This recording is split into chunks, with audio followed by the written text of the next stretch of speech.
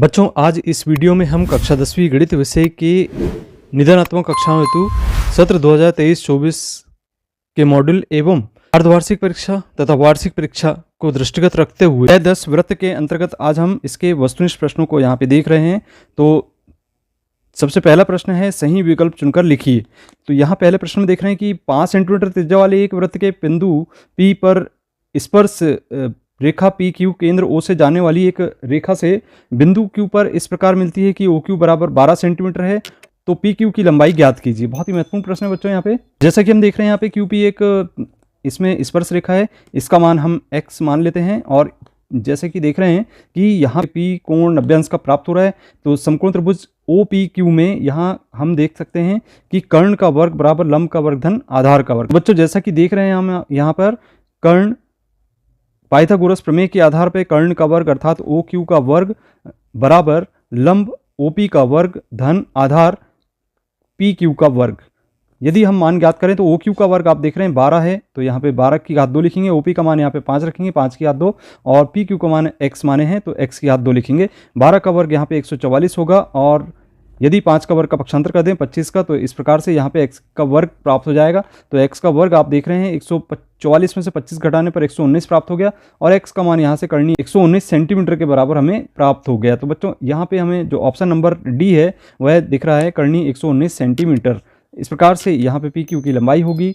आइए बात करते हैं दूसरे प्रश्न की, जिसमें एक बिंदु Q से एक वृत्त पर स्पर्श रेखा की लंबाई 24 सेंटीमीटर है तथा Q की केंद्र से जो दूरी है 25 सेंटीमीटर वृत्त की त्रिज्या होगी। इसी पर तो बच्चों यहाँ पे देख रहे हैं हम यहाँ एक वृत्त जिसमें केंद्र O है और जो OQ की लंबाई PQ स्पर्श रेखा है 24 सेंटीमीटर के बराबर इसकी लंबाई ज्ञात है, और यहाँ से OQ का मान 25 सेंटीमीटर ज्ञात है, और हमें यहाँ पे त्रिज्या ज्ञात करना है अर्थात OP का मान ज्ञात करना है। तो कर्ण समकोण त्रिभुज बन रहा है जैसा कि हम देख रहे हैं इस वृत्त में। तो इसके पूर्व भी हम इस प्रश्नों को पूरा हल करके बताया है, आप वीडियो देख सकते हैं यूट्यूब चैनल पर जाके। तो यहाँ पे कर्ण का वर्ग अर्थात OQ का वर्ग बराबर होगा लंब का वर्ग लंब OP का वर्ग धन आधार होगा PQ का वर्ग के बराबर। अब चलिए मान रखते हैं, तो OQ का मान रख देंगे 25, तो 25 की घात 2 लिखेंगे, और OP का वर्ग अर्थात यहाँ पे त्रिज्या ज्ञात करना है, और PQ का वर्ग अर्थात 24 की घात 2 लिखेंगे।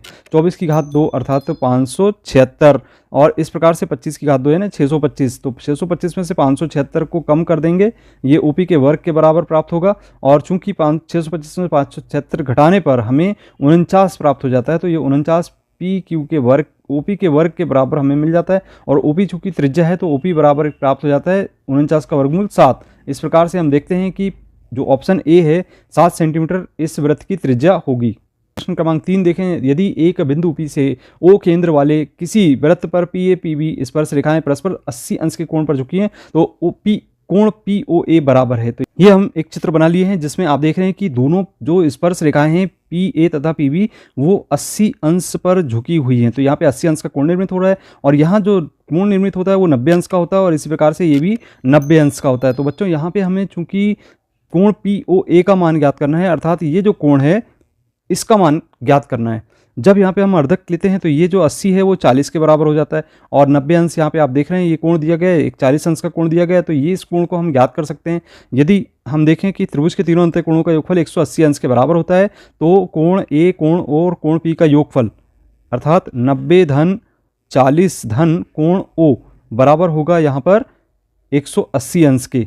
तो कोण O का मान ज्ञात करना है, हम 180 अंश में से 90 धन 40 अर्थात 130 को घटा देते हैं। इस प्रकार से हमें यहाँ पर जो कोण मिलता है वो 50 अंश के बराबर होगा। तो ऑप्शन ए बिल्कुल इसका सही हो। अब चलिए बात करते हैं प्रश्न क्रमांक 4 की। इसी प्रकार का प्रश्न है जिसमें TP और TQ केंद्र O वाले किसी वृत्त पर दो स्पर्श रेखाएं इस प्रकार है कि कोण POQ बराबर 110 अंश है और कोण PTQ का मान होगा। जैसा कि चित्र में देख रहे हैं हम यहाँ पे कोण POQ का मान ज्ञात है, ये 110 अंश के बराबर है, और ये जो प्रत्येक कोण दिया गया है कोण P कोण Q वो 90 अंश के हैं, क्योंकि यहाँ पे यदि स्पर्श रेखा पर केंद्र से एक लंब खींचा जाता है तो वो यहाँ पे 90 अंश का कोण बनाता है। और चूंकि हम देख रहे हैं कि यहाँ पे PTQ का मान ज्ञात करना है, अर्थात 3 कोण हमें ज्ञात है, ये एक चतुर्भुज बन गया है, और चतुर्भुज के चारों अंत कोणों का योगफल आप जानते हैं 360 अंश के बराबर होता है। यदि हम 90 110 और Q कोण जो 90 अंश का है उसको योग करते हैं आप देख सकते हैं कि इनका योग करने पर हमें प्राप्त होता है 290 के बराबर, और 360 में से 290 यदि कम कर देते हैं तो 70 अंश के बराबर प्राप्त हो जाता है। तो इस प्रकार से ये जो ऑप्शन है बी, यह बिल्कुल सही होगा। बच्चों, पांचवा प्रश्न है कि वृत्त के बाहर स्थित किसी बिंदु से वृत्त पर कितनी स्पर्श रेखाएं खींची जा सकती हैं। तो यहाँ पे यदि हम एक वृत्त बनाते हैं और एक बाह्य बिंदु लेते हैं तो वृत्त पर कितनी स्पर्श रेखाएं हम खींच सकते हैं, ये देख रहे हैं आप। देखें कि 2 स्पर्श रेखाएं यहाँ पे खींची जा सकती है, तो इसका आंसर होगा 2 स्पर्श रेखाएं। प्रश्न क्रमांक 6, किसी बाह्य बिंदु से वृत्त पर खींची गई स्पर्श रेखाएं परस्पर होती हैं।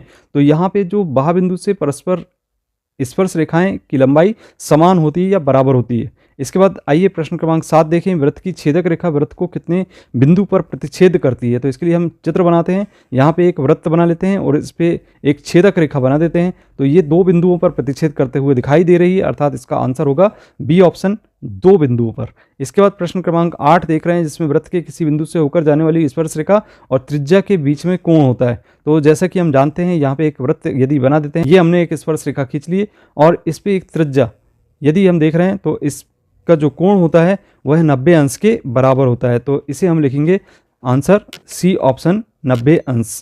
आइए प्रश्न क्रमांक 2 देखें, जिसमें रिक्त स्थानों की पूर्ति करना है। पहला प्रश्न है, किसी वृत्त की स्पर्श रेखा उसे खालिस्तान बिंदु पर प्रतिच्छेद करती है। तो वृत्त की स्पर्श रेखा यहाँ पे आप देख रहे हैं स्पर्श रेखा बनाते हैं तो एक बिंदु पर प्रतिच्छेद करते हुए दिखाई दे रही। प्रश्न क्रमांक 2 देखें, जिसमें वृत्त को 2 बिंदु पर प्रतिच्छेद करने वाली रेखा को हम कहते हैं। यहाँ पे वृत्त है और इस पे 2 बिंदु पर प्रतिच्छेद करते हुए एक रेखा, ये इसकी कहलाती है छेदक रेखा। तो इसे हम कहते हैं छेदक रेखा। तीसरा प्रश्न आप देख रहे हैं बच्चों कि वृत्त तथा उसकी स्पर्श रेखा के उभयनिष्ठ बिंदु को खालिस्तान कहते हैं। तो ये जो उभयनिष्ठ बिंदु की बात हो रही है, ये वृत्त की स्पर्श रेखा और यहाँ पे जो उभयनिष्ठ बिंदु है ये स्पर्श बिंदु कहलाता है। इसे हम किस नाम से जानते हैं, स्पर्श बिंदु के नाम से जानते हैं। आइए बात करते हैं प्रश्न क्रमांक 4 की, जिसमें स्पर्श बिंदु से होकर जाने वाली त्रिज्या स्पर्श रेखा पर होती है। तो अभी हमने देखा था कि ये इस पर लंब होती है। प्रश्न क्रमांक 5 की बात करते हैं, वृत्त के केंद्र से जीवा पर डाला गया लंब जीवा को खालिस्तान बराबर भागों में बांटता है। तो इसका आंसर है बच्चों 2 बराबर भागों में बांटता है। तो यहाँ पे आप देख सकते हैं, यहाँ पे वृत्त के केंद्र से जीवा पर डाला गया लंब की बात हो रही है। तो यहाँ पे एक जीवा है और वृत्त का केंद्र है, यहाँ पे इस पे लंब डालते हैं तो ये बराबर बराबर 2 भागों में डिवाइड कर देता है। इसके बाद 6वां प्रश्न है, वृत्त के केंद्र से जीवा पर डाला गया लंब जीवा को खालिस्तान करता है। तो यहाँ पे हम लिख सकते हैं इसको समद्विभाजित करता है, द्विभाजित करता है। तो बच्चों ये थे खालिस्तान। इसके बाद आप देख रहे हैं सही जोड़ी बनाने वाले प्रश्न, जिसमें वृत्त के अंत्य बिंदु से खींची गई स्पर्श रेखाओं की संख्या, यहाँ पे आप देख रहे हैं कि इसकी जो संख्या होती है वह होती है 0 वृत्त के अंत्य बिंदु से। तो वृत्त के अंदर जो बिंदु स्थित होता है वहाँ पे आप स्पर्श रेखा खींच नहीं सकते। दूसरा प्रश्न है, वृत्त के किसी बिंदु से खींची गई स्पर्श रेखाओं की संख्या, यहाँ पे आप देख सकते हैं 1 होती है। इसके बाद वृत्त के बाह्य बिंदु से वृत्त पर खींची गई स्पर्श रेखाओं की संख्या 2 होती है। वृत्त के 2 बिंदु पर प्रतिच्छेद करने वाली रेखा को हम छेदक रेखा के नाम से जानते हैं और वृत्त पर अनंत स्पर्श रेखाएं खींची जा सकती हैं।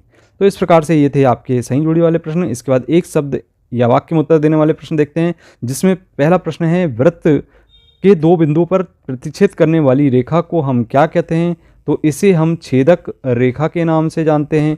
इसके बाद दूसरा प्रश्न है, वृत्त के 1 बिंदु पर प्रतिच्छेद करने वाली रेखा को क्या कहते हैं। एक बिंदु पर जब रेखा प्रतिच्छेद करती है तो उसे हम स्पर्श रेखा के नाम से जानते हैं। इसके बाद सत्य एवं असत्य वाले प्रश्न देखते हैं 5वें नंबर पे। पहला प्रश्न है, वृत्त के 2 बिंदुओं पर प्रतिच्छेद करने वाली छेदक रेखा कहलाती है। तो बिल्कुल सत्य कथन होगा। इसके बाद दूसरा प्रश्न है, वृत्त को एक बिंदु पर स्पर्श करने वाली रेखा को हम स्पर्श रेखा कहते हैं। तो यह कथन भी सत्य है। तीसरा प्रश्न, जिसमें किसी बाह्य बिंदु से वृत्त पर खींची गई स्पर्श रेखाएं बराबर होती हैं। तो यह कथन भी सत्य है। चौथा प्रश्न, जिसमें स्पर्श बिंदु से होकर जाने वाली त्रिज्या स्पर्श रेखा के बराबर होती है। तो यह कथन बिल्कुल असत्य होगा। इसके बाद 5वां प्रश्न है, जिसमें छेदक रेखा वृत्त को केवल एक बिंदु पर प्रतिच्छेद करती है जबकि ये 2 बिंदु पर प्रतिच्छेद करती है। तो यह कथन भी असत्य होगा। इसके बाद 6वां प्रश्न है, वृत्त के बाह्य बिंदु से वृत्त पर 2 स्पर्श रेखाएं खींची जा सकती हैं। तो बिल्कुल सत्य कथन है। इसके बाद अंतिम प्रश्न जिसमें 7वां नंबर पर दिया गया है, व्रत के केंद्र से जीवा पर डाला गया लंब जीवा को समद्विवाहित करता है, तो बिल्कुल सत्य कथन है। तो ये इस प्रकार से ये थे आपके वैकल्पिक प्रश्नों के हल। आप इनको बड़ी आसानी से हल कर सकते हैं और तैयार कर सकते हैं परीक्षा की दृष्टि को देखते हुए। तो यदि आपको वीडियो पसंद आता है तो वीडियो को लाइक करें, अपने मित्रों को शेयर करें, चैनल को सब्सक्राइब नहीं किया तो सब्सक्राइब करें। मिलते हैं अगली वीडियो में, धन्यवाद।